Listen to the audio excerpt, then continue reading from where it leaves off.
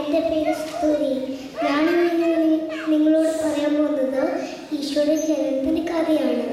പണ്ടൊരു നാൾ അഗസ്റ്റ് സീസന്റെ രാജ്യത്തിൽ ജോസഫിന് പറഞ്ഞിട്ടൊരു ആശ്ചര്യം ഉണ്ടായിരുന്നു. ജോസഫിന്റെ ഭാര്യ മറിയത്തിന് ഒരു കുഞ്ഞുണ്ടാവാൻ സമയമായി. അങ്ങനെ ഇരിക്കുമ്പോൾ സീസന്റെ കൽപ്പനയുണ്ടായി, എല്ലാവരും തങ്ങളുടെ ജന്മനാട്ടിൽ പോയി പേരെടുക്കണം.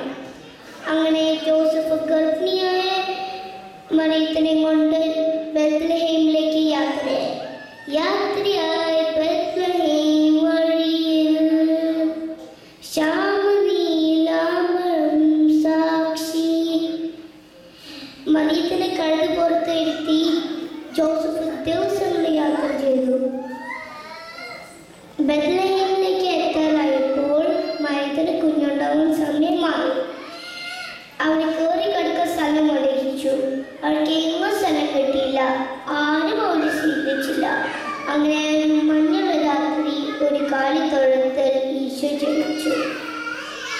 പുൽക്കൂട്ടിലുണ്ണി പിറന്ന നേരം പൂത്തിരി കത്തിച്ചില്ലാരും പൂക്കളിറുത്തു നിരത്തിയില്ല.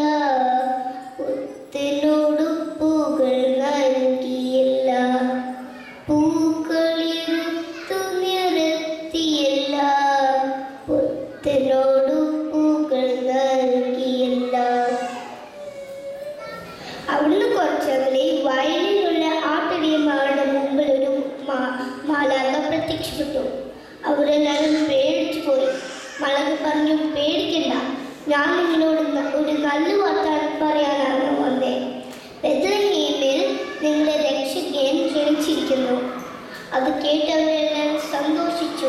ഉണ്ണിയെ കാണാൻ ബെത്ലഹേമിലേക്ക് ഓടി. ഉണ്ണിയേശു പിറന്ന രാത്രി, മഞ്ഞു പൊതിയും മകരരാത്രി. ആട്ടിടയന്മാർ ഉണ്ണിയെ കാണാൻ പുൽക്കൂട് തേടുന്ന രാത്രി. രാത്രി ക്രിസ്തുമസ് രാത്രി. ഉണ്ണിയെ കണ്ട് ആട്ടിടയന്മാർ സന്തോഷിച്ചു. അതാ നോക്കൂ, 3 രാജാക്കന്മാർ ഉണ്ണിയെ കാണാൻ വരുന്നു.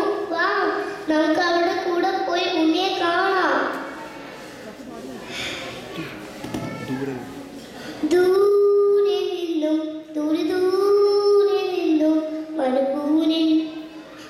വഴികളിലൂടെ ഒരു കാളി തൊഴുത്ത് തേടി 3 രാജാക്കന്മാരെത്തി. ലല്ലാ ലല്ലാ ലല്ലാ ലല്ലാ ലല്ലാ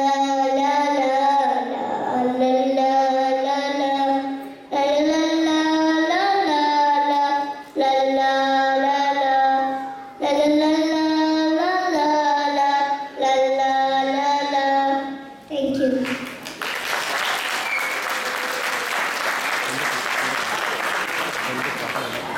Merry Christmas and a Happy New Year.